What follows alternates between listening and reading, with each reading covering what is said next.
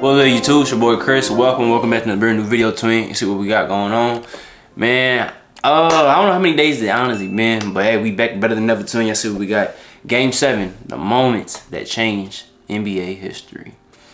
I have a lot in mind. I have a lot I can think about. Hopefully, they pop up each and every single one of them that I'm even thinking about, and even some I haven't even seen. But man, I'll let y'all know, man. I drop videos on all my other channels, man. Check out my main, check out all the other ones. Everything is down in the description. Follow me on my social medias, twin. I know I have a lot of OGs and everything on here. You hear me? Y'all let me know if y'all going to the YB concert. Y'all let me know down in the comment section. Your boy is attending. Your boy done got the ticket, then copped it. I will see y'all. Your boy going to St. Louis joint. But hey, enough me yapping. Let me talking. I am excited for this one. We have a long way to go to. Got a good one. You know, don't get it twisted too. Part 2, the recap over the whole 90s and everything. That's gonna be on the way too. So be on the lookout for that too. But thank y'all, love y'all. Let's get right into this.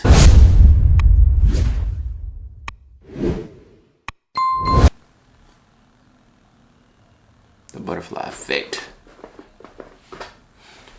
We should already know. We should all know what the butterfly effect is.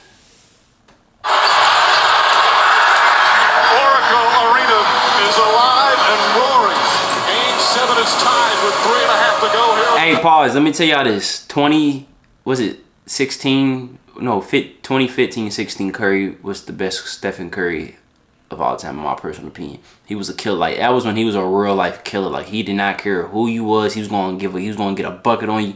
That was the most aggressive Steph Curry, and to me, the best Steph Curry. He went crazy. I remember this. Here come Bron. Hey! LeBron James with a rejection. His third block of the game. Give it a next. Give it to him, yeah. Come here. Hey! Yeah. Easy. Yeah.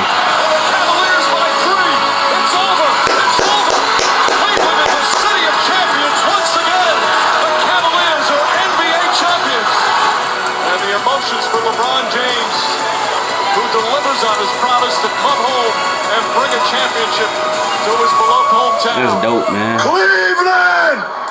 This is for you!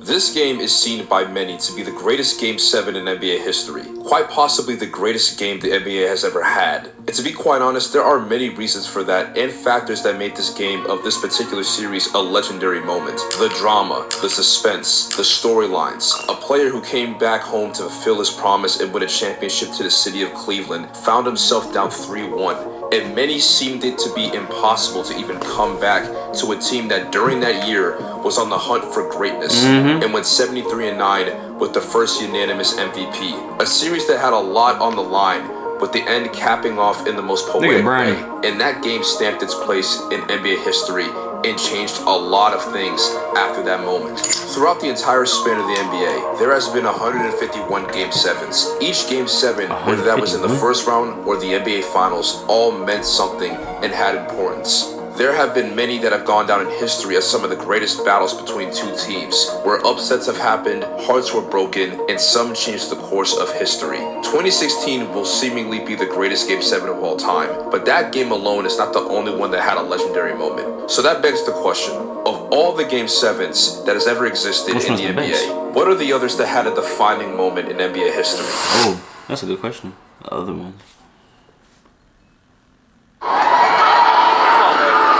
To Game 7, everybody, for Michael Jordan. In this, his 36th playoff series, it's just his third Game 7. Pacers. Alright. During this playoff series for the Chicago Bulls, there was a lot riding on this moment for them, more so the Indiana Pacers. In the beginning of the 1997-98 season, this was the last dance for them. The MJ dynasty was about to end, with Phil Jackson heading into retirement as this was his final year of him being the coach. Scottie Pippen was looking to leave because of him having problems with the management, and many believed that Michael Jordan at the age of 35 was playing his final season with the Chicago Bulls. So the Bulls were looking to make their final hurrah and leave as champions in 1998. And during the playoffs, as per usual, they had dominated their competition and had little to no problems with who they were facing.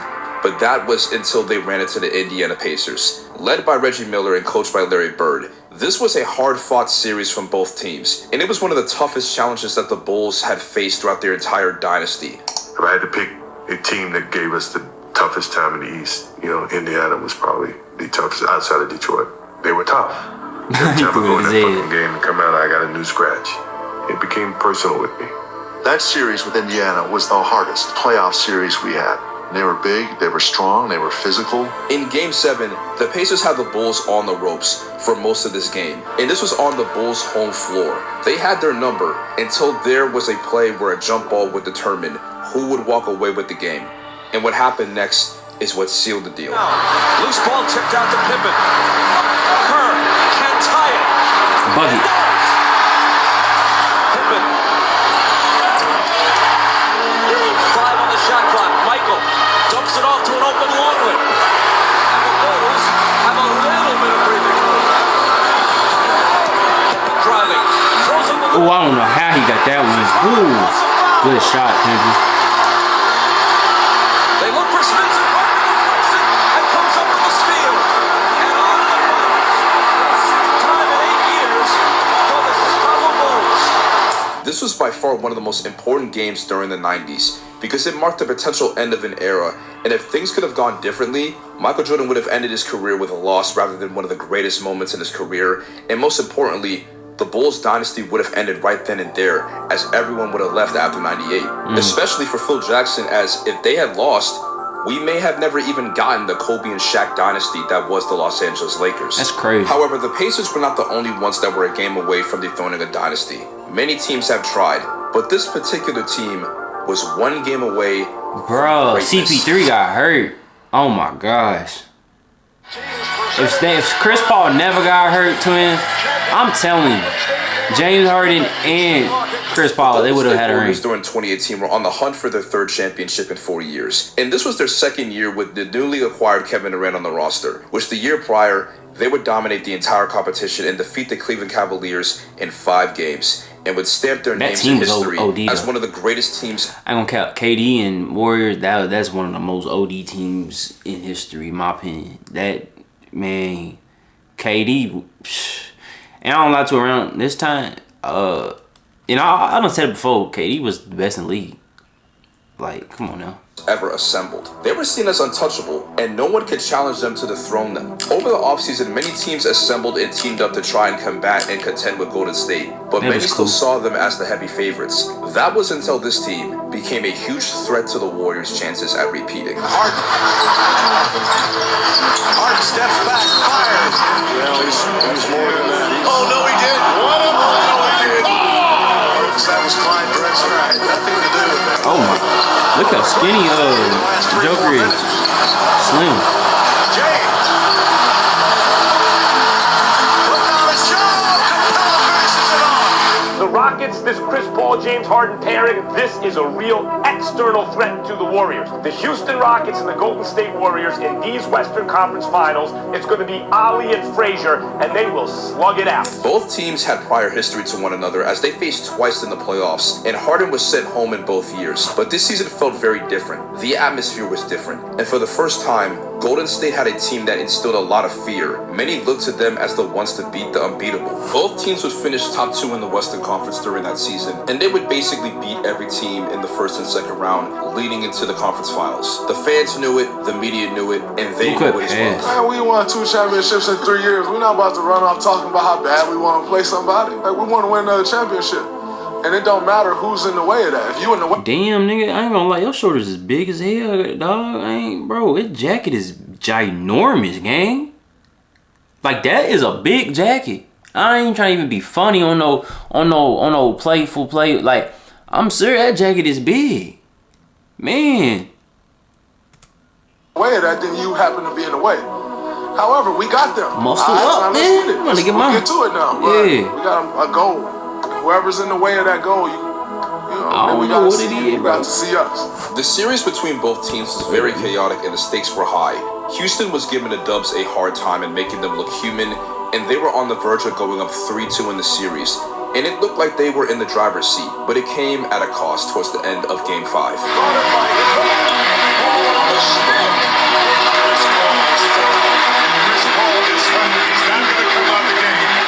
Warriors now had to win both games while down 3-2. They were in a situation similar to the Lakers in 2002, where they were trying to make history and the Kings almost ended their run. Golden State would win Game 6 on their home floor and force a Game 7, where they would have to go to Houston. And the Rockets would completely have control and were up double digits during that game. And they were one half away from making it to the NBA Finals and defeating the greatest team ever created. But in the second half, everything changed. Tackled by Curry with a high dribble. Durant. Oh my God. On that corner three here. Green getting inside. Nice Harden on the drive as Capella behind him. Bucket. Hits. Same play. Oh. Gets the hop. Durant over Harden. Curry. Yes. Thompson. Thompson. Yes. It's a three. Golden State for you. Curry fires the three. Yes. And the Golden State Warriors are on their way to a fourth consecutive NBA final. Many to this day debate on what would have happened if circumstances were different. And the unfortunate realization is that there is no time machine. Throughout the Warriors dynasty with Kevin Durant, there were a few times where they were truly tested, but the Houston Rockets was the biggest threat to them winning a championship. Because of Game 7, the Warriors went on to win 2 more titles after this game, and they are held to one of the greatest franchises in NBA history. Chris Paul and James Harden do not have championships to this day, and they split shortly after this moment. Because if things had gone Houston's way, Harden and Chris Paul would have been one of the greatest duos to win a championship. Kevin Durant and the Warriors might have split up after that season, and who knows what would have happened beyond that point. But sometimes luck is not entirely a bad thing, because luck can help you in so many ways, and it can lead you to victory. And there was a moment where an entire country was riding on one shot. Good evening, everyone, from Toronto, Ontario, Canada. It's Game 7, Eastern Conference semifinal, as the Philadelphia 76ers Good series for sure. play the Toronto Raptors. Man, Ben Simmons. This was not the first time Toronto and Philadelphia were in this situation. Back in 2000, both teams were in a similar setting, but the outcome was Philadelphia winning and making it to the Eastern Conference Finals. Toronto never had that opportunity to make the finals throughout their time as a franchise. During the 2010s is where they ended up getting better and making the playoffs consistently, but they were always falling short and they were crumbling under the pressure. They weren't seen as a team to win a championship, rather a good team that was always bound to fail. But all of that changed due to the franchise getting one of the best players in the league, and he gave them hope that their time was now.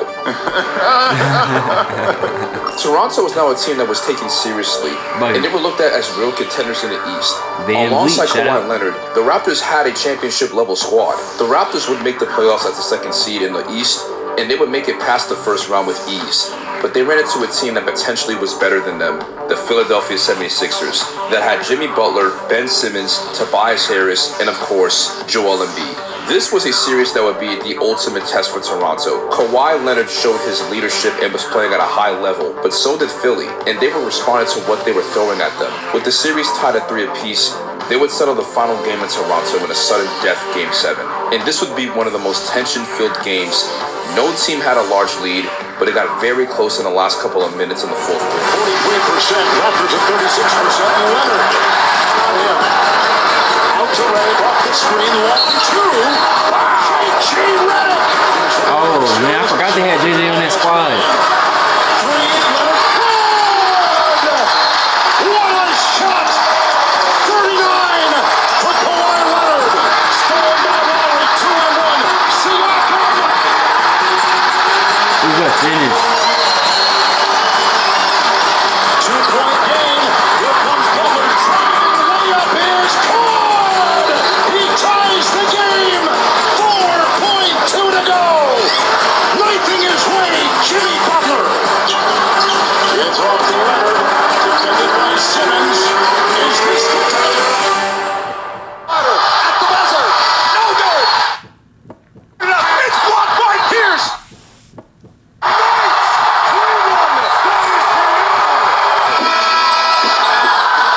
Man, I don't know how that went in like that, boy. That's crazy. Series. Toronto has won. 15 fourth quarter points by Kawhi Leonard. 41 points. This is what led to them eventually winning the championship and winning their first and only title as a franchise. While it was only their first, that shot made up for all the years of heartbreak and disappointment. Because if that didn't go in, then a lot of things would have been different. Teams wouldn't have broken up, legacies wouldn't have been cemented, and we could have possibly had another three-peat for the first time since the Kobe and Shaq era. All of that from one shot. And there was another team that also needed one shot to win. The difference is that this was a shot to get them to the final game of the series.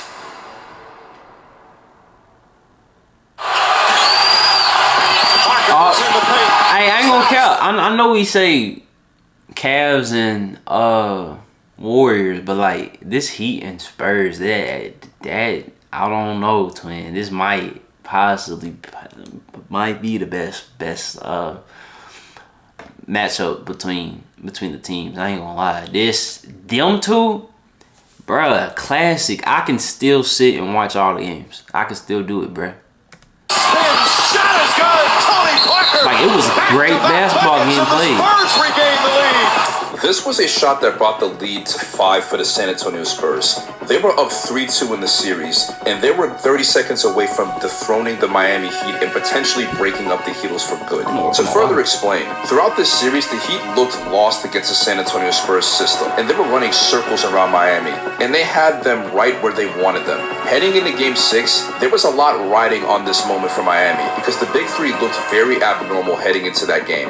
And although LeBron was doing everything that he could to win this game, it looked like it was already over after Tony Parker's shot. And many Miami Heat fans were leaving the stadium. And with this loss and 2011 on their resume, the Miami Heat's Big Three would have been clowned on after everything that they said they were going to do back in 2010. I looked over at San Antonio's bench. They were cheering and waving towels. And then the final straw was when they brought the yellow ropes. And I just stayed in and I said, this can't be happening. It can't go down like this. I remember just walking up and down the court and just seeing that yellow tape and everything. I couldn't believe it. I was just, this can't be it.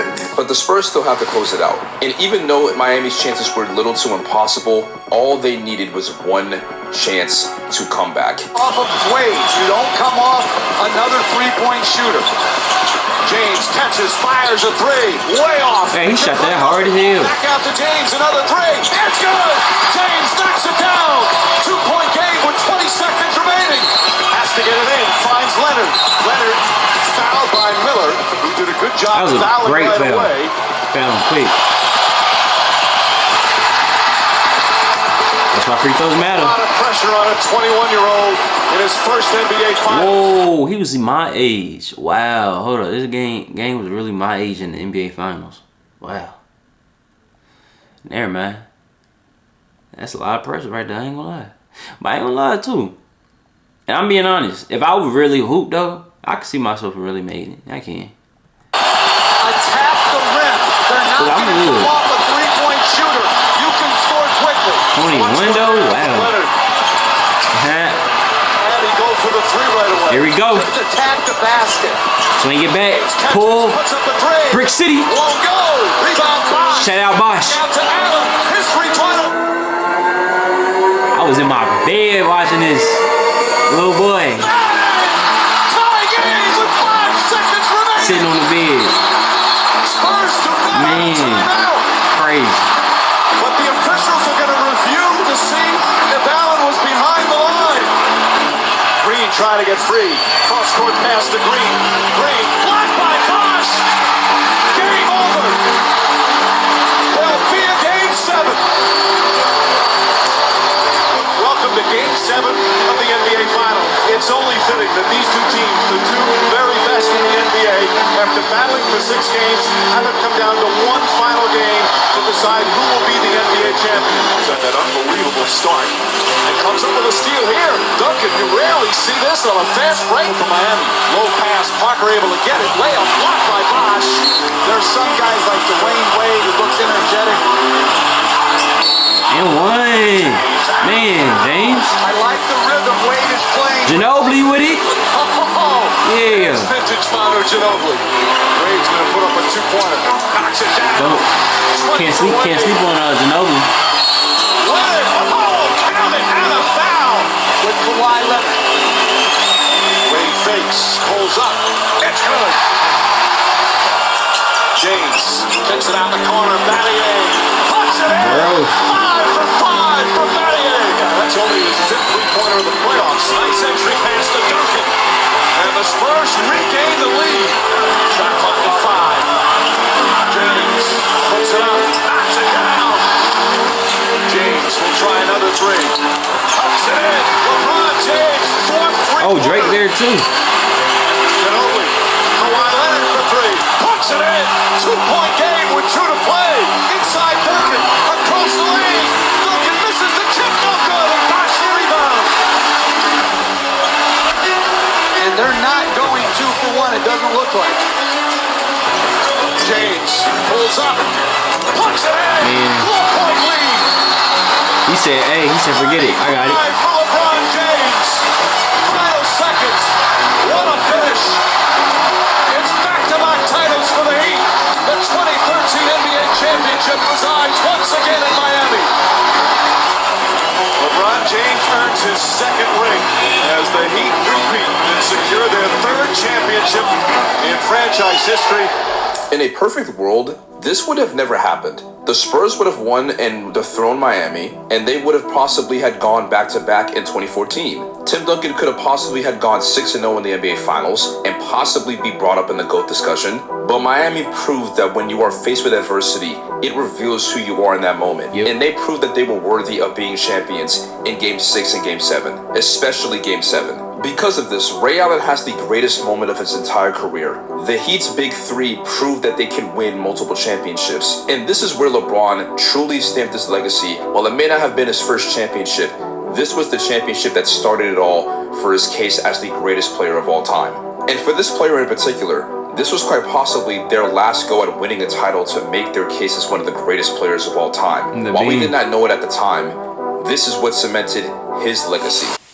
The Staples Center is packed and ready for the most dramatic event in professional sports. A Game 7 in the championship round. Ooh, Big 3, but low key, gotta say Big 4. You gotta say Rondo. Rajon Rondo is a part of the Big 3. I'm not caring what y'all talking about. And the defending champion Lakers looking for the repeat. A chance to clinch back-to-back titles on their home floor. The Celtics-Lakers rivalry spans throughout many decades, from Bill and Wilt to Magic and Larry. This was a rivalry that many fans deemed as the greatest in all of sports, and many players were a part of this long feud. At that point during the rivalry, the Celtics bested the Lakers 8 times, and the Lakers only won against them twice. And after 1987, there was a long period where both teams were not in the finals together. That was until 2008, where it was now Kobe and Pierce's turn to take on the feud in the new era of the 2000s. And the Lakers, especially Kobe, were on the hunt for a championship, and he was looking to win his first without Shaq, and it would end in only heartbreak for the Lakers. Boston won in 6, and they shut LA down with their stellar defense, and they were mentally and physically tougher. But Kobe would only use that as motivation and fuel, and he was on a path of vengeance, and he would make it all the way back to the finals, where he would win his 4th championship and his first finals MVP. But some doubters were wondering, if it had been the healthy Celtics instead of the Magic, would it have been the same outcome? So Kobe had a lot more to prove heading into 2010, which is where the Celtics surprisingly would prove that although they were older, they still had their championship experience, and they would make it back to the NBA Finals and search for their 2nd championship. And on the other side, they were facing the Lakers once more for a rematch. This series was indeed a dogfight. The Lakers and the Celtics were giving both each other their greatest punches and were giving 110% to winning the championship at all costs. The Celtics would manage to go up 3-2 in the series despite being doubted that they could even win the series, and the Lakers were now in familiar territory once again. We're sitting in the locker room, and it's really, really quiet, and I just started laughing. And then I remember Derek Fisher looked at me like, what is funny? I said, I'm missing the part where that's funny. I said, man, listen, if we start this season, all you have to do is win 2 games at home, and you're NBA champ. Would you take that? We're NBA champions. All you gotta do is win two games in a row. That's it. We'll take care of the first game, and I promise you, they're not winning Game 7 on our home floor. The Lakers would dominate Boston in Game 6 to force a Game 7 on their home floor. And with the series tied, this would be one of the most grueling games in NBA history that resulted in one of the best Game 7s ever. That Pierce is created. Rondo and a Garnett. Perfect pass. Got one on the shot clock. Puts it up. And he raises the rim. Tests the rebound. Good coverage in the post. Wallace good shot, Wallace. Back out. Fisher. Fisher for three. Flying offense right now. Bryant on the pull-up. Puts it in. That's in. Spins. Takes it. Shot. It's good. It's long. Got it to go. Bryant. Artest. That's a three. Bucket. The Lakers repeat back-to-back titles. The LA Lakers, the 2010 NBA champions. Such emotion on the floor here at the Staples Center as the Lakers win their 16th title. And this has to be one of the sweeter ones as they defeat the Celtics finally in a Game 7. Looking back at it, we weren't aware of how this title would change everything. If the Celtics had won, KG, Paul Pierce, and Ray Allen would have 2 rings and could have competed for more, and Doc Rivers would have had another ring in his resume. They were very close to that becoming reality. As Kobe Bryant said, this was his greatest achievement of his career. Without this ring, he would only have 1 Finals MVP and 3 losses. He would have been known as the guy that drove Shaq out of LA, and people would have saw him as not a real leader, as someone who could get them to the NBA Finals but not win consistently. This was something that made him an all-time great and one of the best to ever play. And while it was his last championship, it was the one that made him a legend. Yeah, no. Game 7 is one of the greatest words in sports. It could be a game that can define your career and change history. Some of the greatest moments that the game has ever had came from these type of games, and it helps set the path for many things that would happen after these moments. Many always talk about the what-ifs of the NBA, and there are many possible champions and teams disbanding and legacies that would have never even been talked about if certain things played out differently. We have had many Game 7s in our time, and we will continue to having them long after, but there are some that will just never be lost in time. Oh, and I just thought about something too. The game come on today too, I'm pretty sure. If I'm not mistaken, if I'm not mistaken, I think the game come on, so that's even better. But hey man, this was a great video, man. Y'all let me know down in the comment section, who do y'all think about to win the championship? Who y'all got going to the finals, and what's y'all thoughts about this video down in the comment section? What's your favorite? Out of this whole video, which one was your favorite matchup? What do y'all remember? Obviously, you just rewatch it too, but hey, let me know something down in the comment section. Thank y'all, love y'all, appreciate y'all. Boys out.